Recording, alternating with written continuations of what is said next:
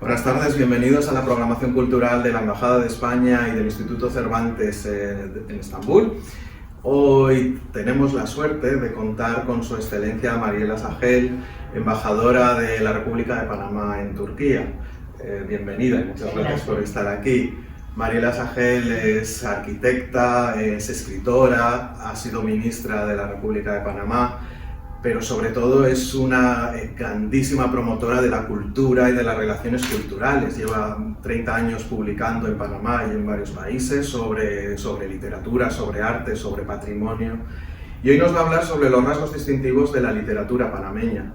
Así que bienvenidos, bienvenida a tu casa. Muchas gracias. Y muchas gracias por estar con nosotros. Muchas gracias al Instituto Cervantes y sobre todo al embajador de España, Javier Elgueta, aquí en Turquía, que me da la oportunidad de hablar sobre los rasgos distintivos de la literatura panameña. Como bien saben todos, pues la literatura panameña no es muy conocida en el extranjero y por eso es que yo me voy a limitar a dar los hechos históricos que han promovido que hay muchos escritores presenten sus obras, ¿no?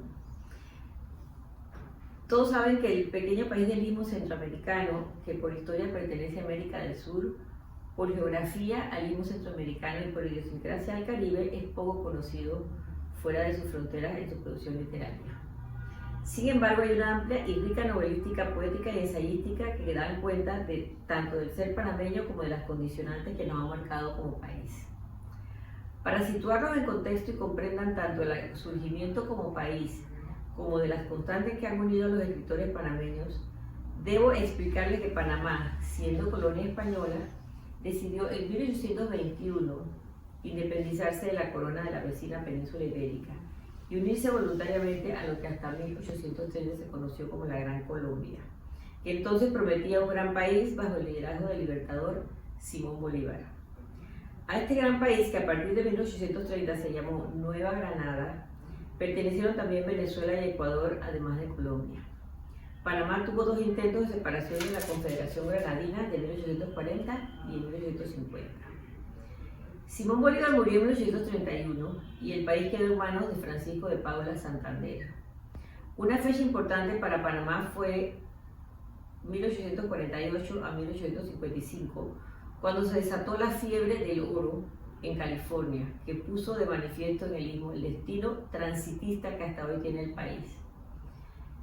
Geográficamente situado en la cintura más angosta del continente americano, solamente 80 kilómetros entre un océano y el otro. En esa ocasión fue la construcción del ferrocarril para poder transportar a los buscadores de oro de una costa a otra, del oeste al oeste, concretamente a San Francisco, donde se concentró la efervescencia aurífera. Las tres rutas eran cruzar la geografía de los Estados Unidos del Atlántico al Pacífico, un recorrido de 5.000 kilómetros en carreteras tiradas por caballos o mulas. Una segunda era dar toda la vuelta al continente pasando por el Cabo de Hornos en Chile, y la más corta, la de llegar a Panamá, atravesar menos de 100 kilómetros entre los dos océanos y tomar rumbo a California. Se construyó un ferrocarril en 1850 con mano de obra importada de China y las Antillas cercanas, y de esas aventuras dan cuenta dos libros publicados como novela: El caballo de oro, de Juan David Morgan, y Ronalds, el verdugo del Yankee Street, de Andrés Villa. Desde antes de su muerte, en 1831, Simón Bolívar había solicitado el diseño de un ferrocarril que uniera las dos costas, porque lo que existía entonces era el Camino de Cruces, anteriormente llamado Camino Real, que sirvió de comunicación a través del Istmo durante más de 3 siglos. El visionario Bolívar sabía que esta alternativa menos costosa y más rápida era necesaria, dada la fragilidad que tenía construir un canal con la tecnología disponible. Un ferrocarril parecía la solución más ideal. Vamos hacia la construcción del Canal de Panamá.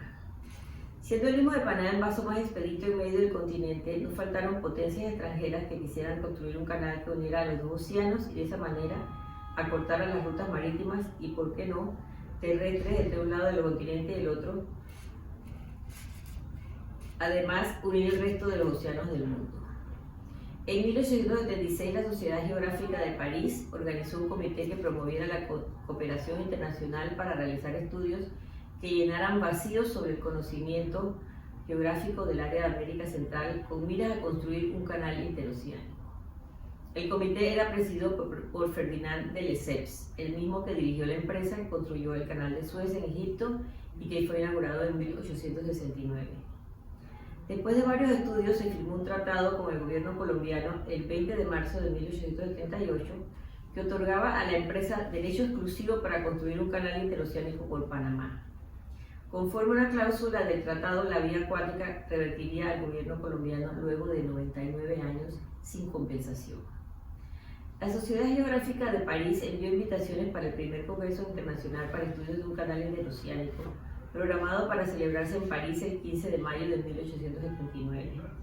Se presentaron al Congreso 14 propuestas para canales a nivel por Panamá, incluyendo el plan de Lesseps, que fue desarrollado por Lucien Weiss, nieto de José Bonaparte.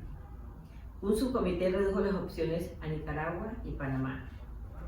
Se dice que los traficantes de influencia hicieron que se descartara la ruta por Nicaragua debido a una estampilla de reciente circulación, donde se mostraba el volcán Momotombo en plena erupción. En Panamá no hay terremotos ni temblores, como es usual en Nicaragua. Desde entonces, tanto la construcción del Canal de Panamá, primero por los franceses, como su finalización por los estadounidenses, ha sido el motivo que ha unido a un pueblo en todas sus manifestaciones culturales, incluyendo la literatura, por no decir de la política. La compañía del canal francés no previó el inclemente clima que hay en el istmo y las enfermedades y pestes tropicales. Fue un fracaso financiero que llevó a de Lesseps a la cárcel. Un hábil francés de nombre Philippe Bonneau-Varilla, analizando la situación de la población panameña por el abandono al que nos tenía sometido el gobierno de Colombia, éramos una provincia olvidada. Se aprovechó de esta coyuntura para hacer unas negociaciones con el gobierno de los Estados Unidos y lograr que los conjurados consiguieran la independencia del país sudamericano y estuvieran de acuerdo con un tratado en el que se les concedía a esta potencia del norte el usufructo de nuestro mayor activo como país, la posición geográfica. El Tratado Hay-Bonneau-Varilla, firmado el 18 de noviembre de 1903, apenas unos días después de designada la separación de Panamá de Colombia, el 3 de noviembre de ese mismo año, fue un acuerdo internacional firmado por Bonneau-Varilla, representante del canal francés y en nombre de Panamá y los Estados Unidos en la figura de John Hay, secretario de Estado. Dicho tratado conllevaba en la práctica la tutela estadounidense sobre Panamá y permitió que se estableciera el dominio de los norteamericanos sobre una franja de 10 kilómetros de ancho a cada lado donde pasaría el canal de Panamá y que fue llamada Zona del Canal. Lo peor de todo fue que el tratado que ningún panameño firmó era a perpetuidad. A partir de ese año, en los inicios del siglo XX, empezó a consolidarse nuestra panameñidad, sobre lo que muchos autores han escrito. Sin embargo, los colombianos no estuvieron muy felices de perder una provincia a manos de una potencia como los Estados Unidos, y de hecho dan fe los libros Historia secreta de Costaguana, de Juan Gabriel Vázquez, y La guerra perdida del indio Lorenzo, de Rafael Baena, ambos colombianos. Pero bueno, hemos venido aquí a hablar de Panamá, todas las demás referencias después se pueden comentar. Ahora vamos a ver la separación de Colombia. Se dice en un libro de Baena que la separación de Colombia fue resultado de la audacia panameña, la ambición estadounidense, la codicia francesa y la miopía colombiana. La independencia fue en 1903 y no fue hasta 1935 que se fundó la primera universidad de la era republicana, la Universidad de Panamá. Mientras tanto surgieron excelentes autores autodidactas que no tuvieron los medios para salir a cursar estudios en universidades en el extranjero. Se destacan entre ellos Guillermo Andreve, Roque Javier Laurenza y Diógenes de la Rosa. El primero fue creador de cultura, Laurenza un experto en arte occidental y literatura clásica, y el tercero un gran ensayista y pensador. Tengamos presente que hasta que no nos separamos de Colombia, los ciudadanos de Panamá eran considerados colombianos. Andreve nació en 1879, a los 14 años compuso Nostalgia, poema que luego en 1894 es publicado en la Prensa Libre de Costa Rica. En 1895 inicia su colaboración periodística en El País, periódico de inspiración liberal. Fue un animador fervoroso de las actividades intelectuales en el Istmo y uno de los más eficaces e infatigables propulsores de las letras patrias. Desde muy joven participó en la vida literaria ismeña. El 1 de diciembre de 1896 publica El Cosmos, cuando solo contaba con 17 años. Guillermo Andreve también se desenvolvió abiertamente en la vida política del país hasta el punto de ser encarcelado durante la Guerra de los 1000 días por protestar por el fusilamiento de Victoriano Lorenzo el 15 de mayo de 1903.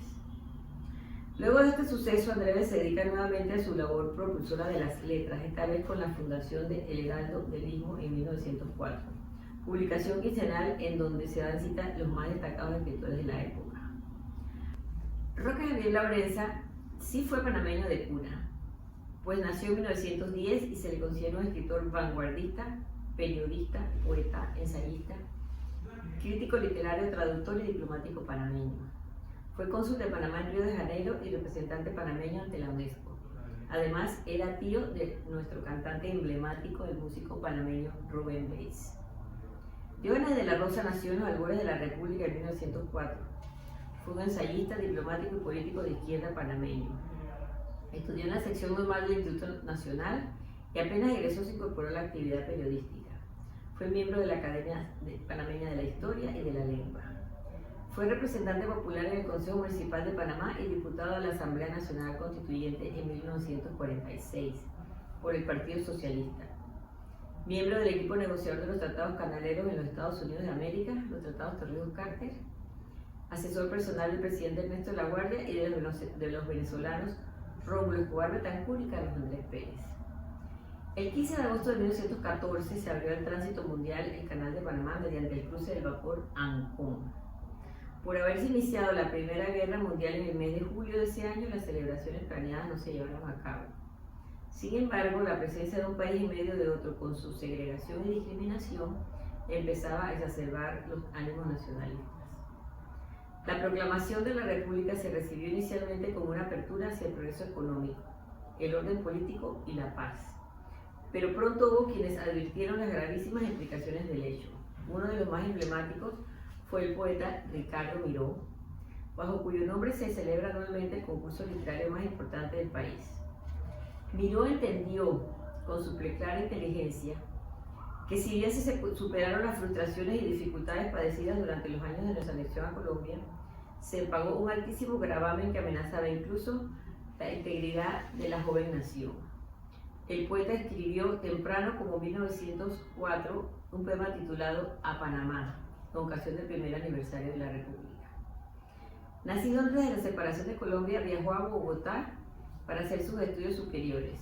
Sin embargo, regresó a Panamá debido a la Guerra de los 1000 días en 1899, se trasladó a España y entre 1908 y 1911 desempeñó el cargo de cónsul en Barcelona.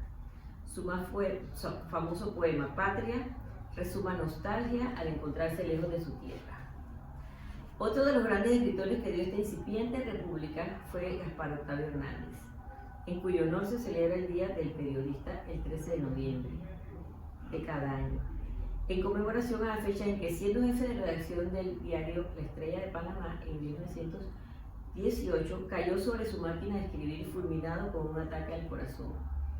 Solo contaba con 25 años, pero ya tenía una obra poética representativa que encabeza El Canto a la Bandera. En esta presentación quiero destacar el papel de la literatura en la formación patriótica y nacionalista de los panameños y en nuestra identidad como nación.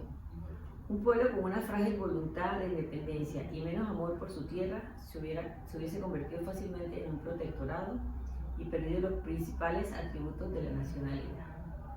Es así como las voces femeninas no podían faltar en esta agitación nacionalista, que sacudió a los intelectuales panameños y brilla con luz propia la poeta Amelia Denis de Icaza en su homenaje al Cerro Ancón. Este hermoso poema es más que de lucha y protesta, es de amargura y frustración, según escribió Moisés Torrijos en su antología Ancón Liberado.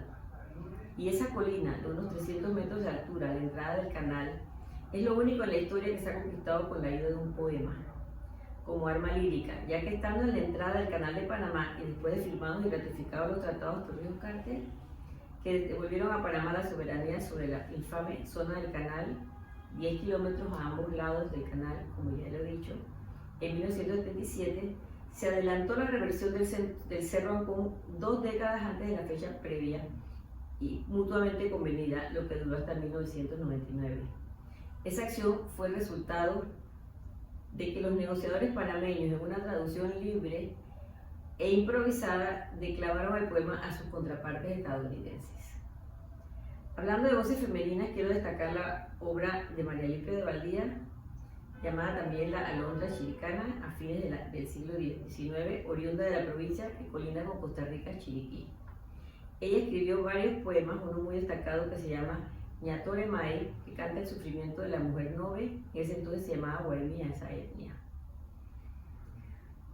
Una vez asumido el rol como puerta del mundo, corazón del universo, frase atribuida a Bolívar en 1819, y bajo el lema Pro Mundi Beneficio, que se aprecia en el escudo nacional, la producción poética es prolífica y de eso da cuenta el itinerario de la poesía panameña de Rodrigo Miró, hijo de Ricardo Miró, y resaltan bajo este prisma los poemas de Demetrio Herrera Sevillano, las décimas de Carlos Francisco Chanmarín, Panamá Soberana de Gades de la Lastra y la canción Colonia Americana No de Luis Bejarano. Los poemas comenzaron a expresar quejas contra las intervenciones y ocupaciones, contra la discriminación racial y las inequidades, y contra la proliferación de cantinas y burdeles que brotaron por doquier dada la presencia masiva de la soldadesca norteamericana. Finalizada la Segunda Guerra Mundial y ante el intento del gobierno de Estados Unidos de mantener algunas de las bases militares construidas durante la conflagración, los poetas se unieron tanto a los sentimientos populares contrarios a la presencia militar norteamericana como a los reclamos para que le diese un trato más justo y equitativo a Panamá.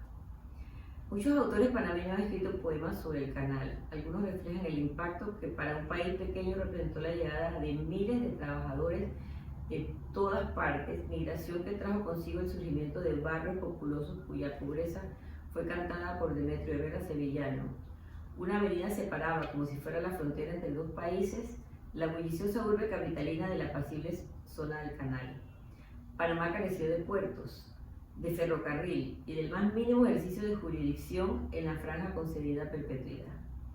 Los poetas mostraron su sensibilidad y su indignación al ver y sentir que en su propio país se discriminaba a los afroantillanos como en el sur de Estados Unidos se hacía con los afroamericanos, que al funcionario de más alto rango se le denominaba gobernador y que a los panameños que cometían una infracción de tránsito o eran acusados de un delito se les juzgaba en inglés y las decisiones que resolvían las apelaciones eran tomadas por un tribunal ubicado en el estado de Luisiana.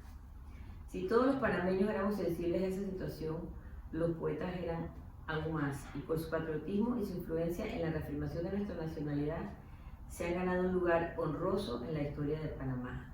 Esto está tomado del discurso de ingreso a la Academia de la Lengua del doctor Aristides Royo, es presidente de Panamá, es embajador de Panamá en España y en Francia y actual ministro del canal. Hay un poema, El canal de Panamá tiene peces asombrados, del hoy académico Aristides Martínez Ortega, que se entiende que era lógico que los peces hubiesen sentido asombro ante la extraña tecnología invasora de la naturaleza. Ese asombro espero yo que se haya disipado ahora que desde el 31 de diciembre de 1999 somos dueños absolutos de nuestra posición geográfica, aunque la implementación del tratado durará 23 años, periodo denominado de transición, y la consecución de ese nuevo tratado tomará 74 años. Vamos ahora hacia el 9 de enero de 1964. Desde la instalación de las bases estadounidenses en nuestro pequeño país, las tensiones fueron siempre permanentes y los intentos de renegociar un nuevo tratado también se mantenían permanentes. Sin embargo, el 9 de enero de 1964, la cuerda se reventó por el lado más delgado. Un grupo de estudiantes del Instituto Nacional cruzó la barrera que dividía la zona del canal de la ciudad capital para izar la bandera panameña en la escuela secundaria de Balboa. Un año antes, el presidente John F. Kennedy y el presidente panameño Roberto F. Chiari habían acordado que ambas banderas ondearían en los edificios públicos, ya que solamente se izaba la estadounidense y eso era motivo de disgusto e insatisfacción por parte de la población nacional. Los estudiantes, asusados por el nacionalismo gringo, no dejaron que los panameños cumpliesen su propósito y rompieron la bandera panameña. Empezó un enfrentamiento que dio como resultado 22 muertos y el rompimiento de las relaciones de los dos países. Primera vez que un país latinoamericano se atrevió a romper relaciones con la potencia del norte. Al presidente Chávez se le conoce como el presidente de la dignidad. Algunos libros se han escrito en torno a este hecho, que además de muertos, dejó destrozos en varias ciudades porque la población panameña se indignó.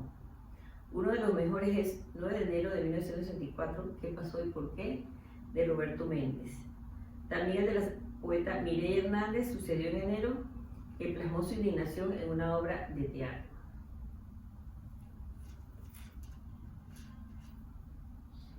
La novela Canal Son, muy poco conocida en Panamá, fue escrita en 1964 por el ecuatoriano Demetrio Aguilera Malta, quien durante 4 años vivió en nuestro país, donde ejerció como periodista en el Diario de Panamá.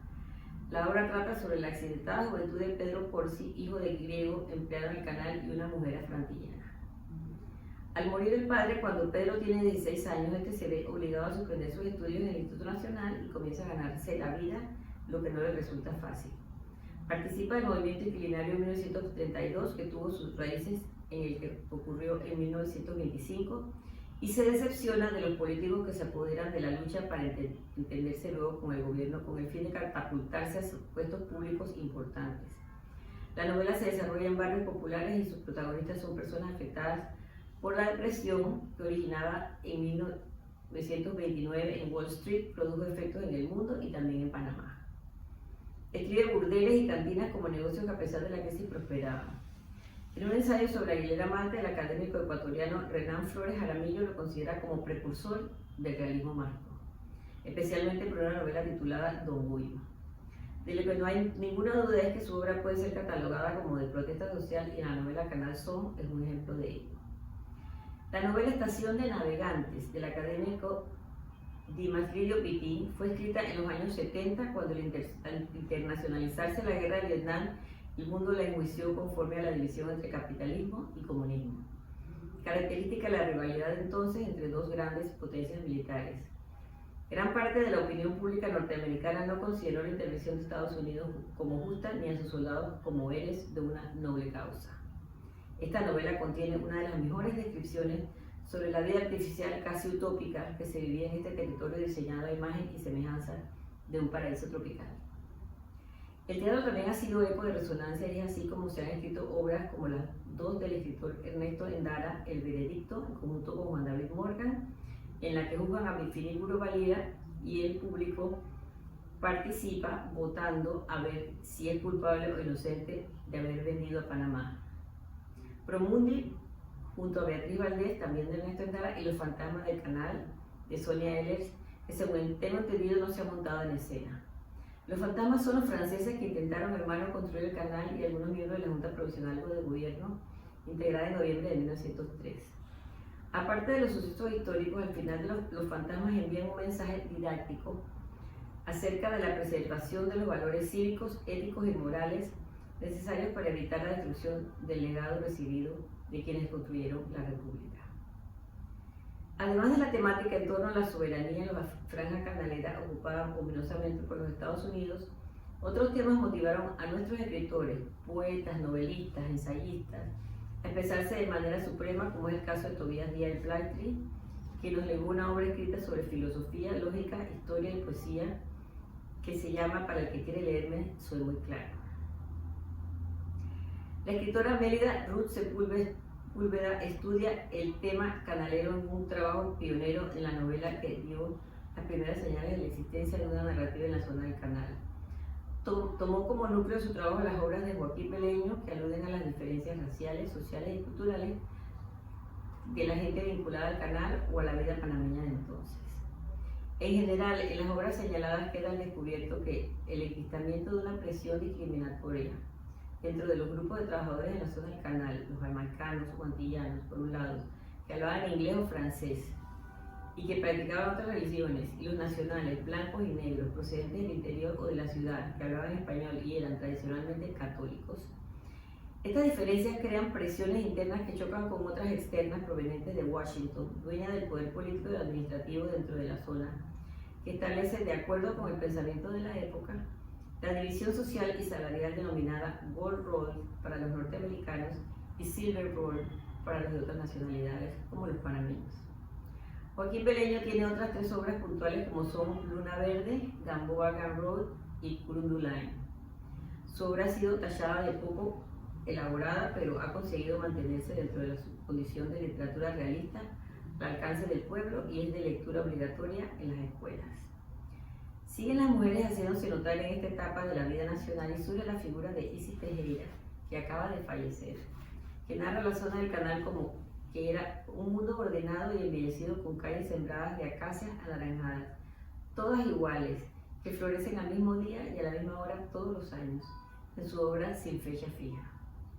También se publican novelas que tangencialmente tocan tanto la marginalidad del pueblo panameño por la presencia de la zona del canal, como las consecuencias de esa marginalidad, y es así como nos encontramos con la magnífica novela de Justo Arroyo, uno de nuestros más importantes escritores vivos, titulada Vida que olvida. También se publica Loma ardiente y vestida de sol, Rafael Pernell y Morales, donde se plasma en forma caricaturesca el fenómeno de las diferencias raciales que se crean a partir de la cerca divisoria entre la ciudad capital y la zona del canal, y las novelas del doctor Guillermo Wilson Cubena Chombo de 1981 y Los nietos de Felicidad Dolores en 1991, que crean y modelan verdaderos desgarramientos culturales a partir de una engañosa aventura del lenguaje. Ya concentrados en el tema novelístico y gracias al injundioso estudio que hizo la académica Margarita Vázquez, podemos identificar las obras de Gil Blas Tejera, que es el padre de Isis Tejera, Pueblos Perdidos, de Ramón H. Jurado, Desertores, y de Carlos Francisco Chamalín, Guerrillero Transparente. La primera, publicada en 1962, conforma con el resto del conjunto de historias cuyos temas interpretan las ejecuciones ilegales de Pedro Prestán y Victoriano Lorenzo, el indio guerrillero, como acciones del poder político norteamericano y panameño para que los pobres no se soliviantaran y poder desalojar las poblaciones que serían posteriormente inundadas para construir los lagos que alimentan el canal de Panamá. Tanto Desertores como el Guerrillero Transparente vinculan la finalización de la revolución liberal de finales del siglo XIX y principios del siglo XX, cuya paz fue firmada en el buque norteamericano Wisconsin con la separación de Colombia y la firma de la Convención Ísmica con los Estados Unidos para la construcción del canal, solamente 15 días después del 3 de noviembre. En Pueblos Perdidos se muestra un hecho trágico como fue la pérdida del paraíso que eran las tierras inundadas, en la prosperidad de los que halagan su querencia o se mueven al ritmo de los cambios de sistemas económicos. Dentro de este grupo se encuentra la obra La otra frontera del escritor chiricano César Candanedo, y publicada en 1959, que cuenta el periplo de la gente cuyas tierras quedaron bajo las aguas del lago Alajuela, también en el canal, y el sacrificio de Cruz Albán, el consejero de los campesinos. También dentro de ese tema está la novela de la escritora Gloria Guardia, El último juego, 1976, porque hace resurgir la imagen del guerrillero. En este relato se exige que la recuperación de la zona del canal sea conquista de las masas populares y que el canal muestre resultados de carácter social y no el enriquecimiento de los oligarcas o de los militares. El novelista Justo Arroyo también tiene otra obra que trata de este tema que nos une a todos los panameños, en Sin principio ni fin, publicada en 2001. La trama da cuenta de la transformación del indígena Constantino Aguilar en el alter ego de Victoriano Lorenzo y la transmutación del asunto de una novela que lleva la máscara ruralista en novela existencial. Varias novelas han contado tanto el ataque de la ciudad de Panamá por el pirata inglés Henry Morgan en 1671, así como la separación de Panamá de Colombia. Dos de ellas fueron escritas por la escritora a quien me referí anteriormente, Juan David Morgan, y son Entre el honor y la espada y Con ardientes fulgores de gloria, que es parte de una estrofa de nuestro himno nacional.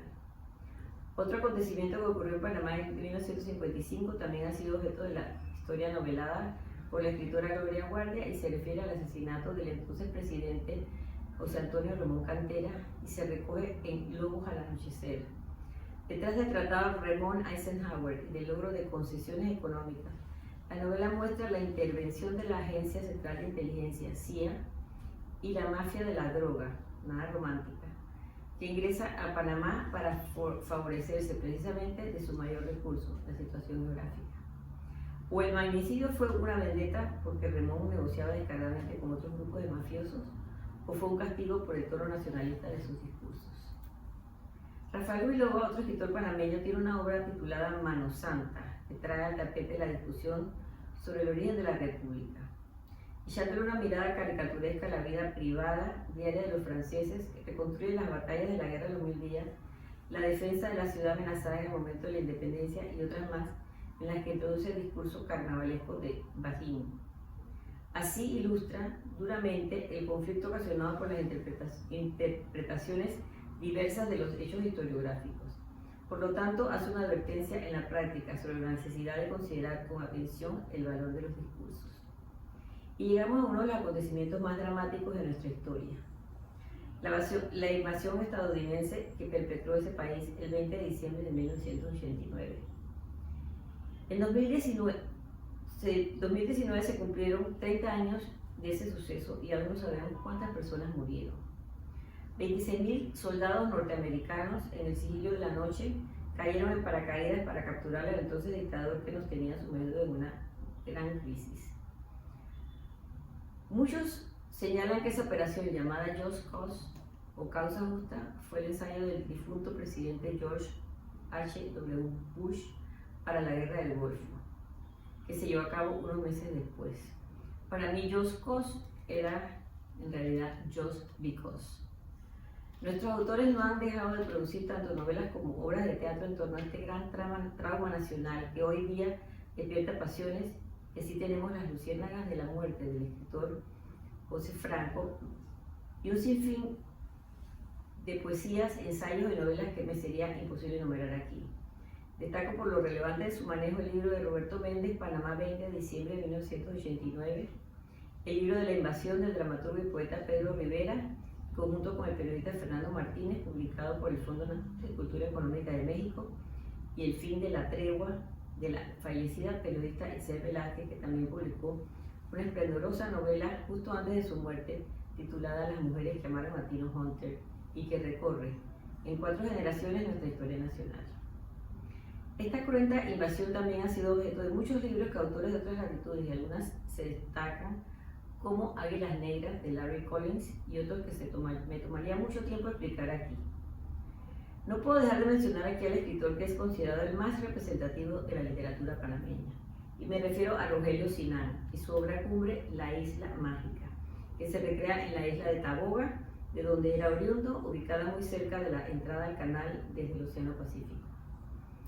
He querido presentarles un pantallazo de los ejes temáticos que han condicionado la expresión literaria de nuestros autores, y he mencionado apenas a unos cuantos, pero emblemáticos.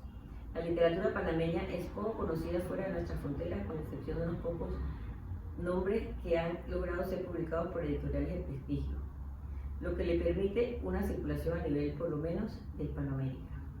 Reitero mi agradecimiento infinito al Instituto Cervantes de Estambul, especialmente en su conmemoración de 20 años, y el Instituto Cervantes de España por sus 30 años, y a la Embajada de España, y especialmente a su embajador, por esta invitación a compartir un tema relevante de la cultura de nuestro país, y a ustedes que han tenido la paciencia de escucharme, por permitirme darles este breve pantallazo de lo que ha sido y es la literatura panameña. Muchas gracias.